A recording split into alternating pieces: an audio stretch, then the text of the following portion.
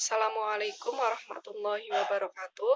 Perkenalkan, kami dari kelompok 13 yang beranggotakan saya Dian Anggraini dengan NIM 4119238 dan teman saya Sofian Ali Sabana dengan NIM 4119239. Di sini kami akan mempresentasikan hasil diskusi kami mengenai perkembangan tasawuf di Indonesia. Yang pertama, kita akan membahas tentang sejarah masuknya tasawuf di Indonesia. Sejarah perkembangan Islam di Indonesia tidak bisa dilepaskan dari dunia tasawuf dan kaum sufi. Di Indonesia, tradisi sufi telah dikenal sejak masuknya Islam, di mana Islam masuk ke Indonesia melalui perdagangan yang berasal dari Gujarat, India, Persia, dan Arabia yang berfaham tasawuf. Karena Islam yang pertama kali datang ke Indonesia adalah Islam versi Sufisme. Hal ini juga diungkapkan oleh Sumanto Al-Qurtubi. Dia mengutip pendapat dari Johannes Aha yang meyakini bahwa dai dan mubalik yang pertama kali datang ke Indonesia adalah para sufi, di mana mereka yang telah memainkan peran utama dan penting dalam proses penyebaran Islam di Indonesia. Agama Islam sendiri telah melahirkan ajaran tasawuf di samping ajaran yang tumbuh dari Jazirah Arab pada abad ke-3 Hijriah. Dari sanalah ajaran tasawuf menyebar ke seluruh dunia dan masuk ke Nusantara atau Indonesia ini.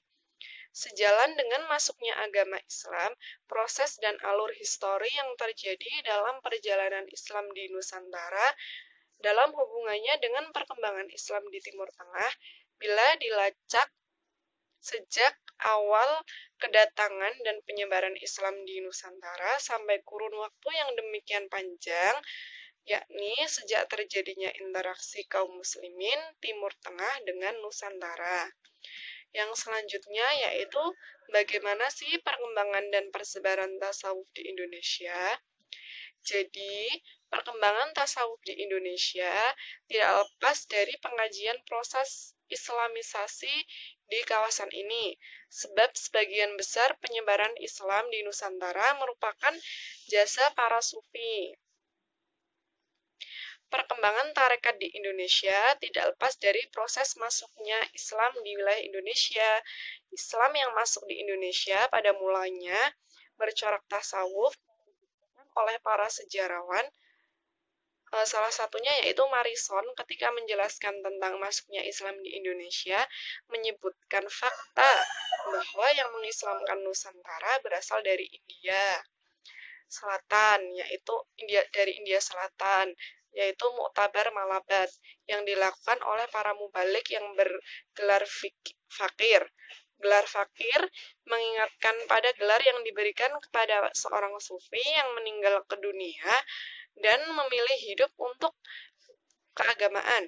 Dari teori Marison ini kemudian muncul berbagai teori bahwa awal masuk Islam di Indonesia itu bercorak tasawuf. Penganut agama yang telah terlebih dahulu tersebar di bumi Nusantara kan seperti Hindu dan Buddha. Hindu dan Buddha itu sangat kuat dengan nuansa mistiknya, sehingga Islam sufistik cenderung lebih mudah diterima karena adanya kemiripan antara tradisi mistik dengan tradisi sufisme. Perkembangan Islam di Jawa pada umumnya digerakkan oleh ulama yang terkenal dengan sebutan Wali Songo atau disebut juga dengan Wali Sembilan. Assalamualaikum warahmatullahi wabarakatuh. Saya Sofian Ali Sabana, NIM 4119239 akan melanjutkan materi yang telah kami diskusikan. Tokoh-tokoh tasawuf di Indonesia.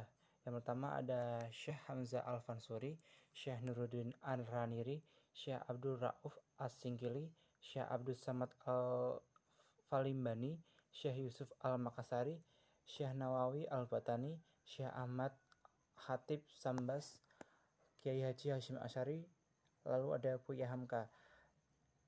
Yaitu ada beberapa tokoh tasawuf yang ada di Indonesia. Kemudian penyimpangan ilmu tasawuf yang ada di Indonesia. Pertama ada tradisi sesajen. Menurut mereka yang masih melakukan tradisi sesajen itu, walaupun pada zaman modern seperti ini harus tetap dilakukan bahkan dipertahankan. Menurut mereka yang masih melakukan hal tersebut karena untuk mendapat restu atau izin dari makhluk lain yang ada di tempat tersebut. Yang kedua ada tradisi ziarah kubur. Sejumlah orang yang berziarah kubur atau bertawasul kepada ahli kubur agar hajatnya terkabul, padahal orang yang sudah meninggal sudah tidak. Kemudian ada penyimpangan tasawuf yang ada di Indonesia. Yang pertama menurut kelompok kami adalah tradisi sesajen.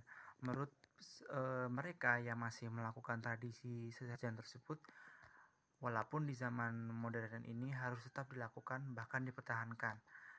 Biasanya sesajen itu bisa berupa makanan, minuman yang ditempatkan di tempat-tempat tertentu seperti pohon besar atau laut.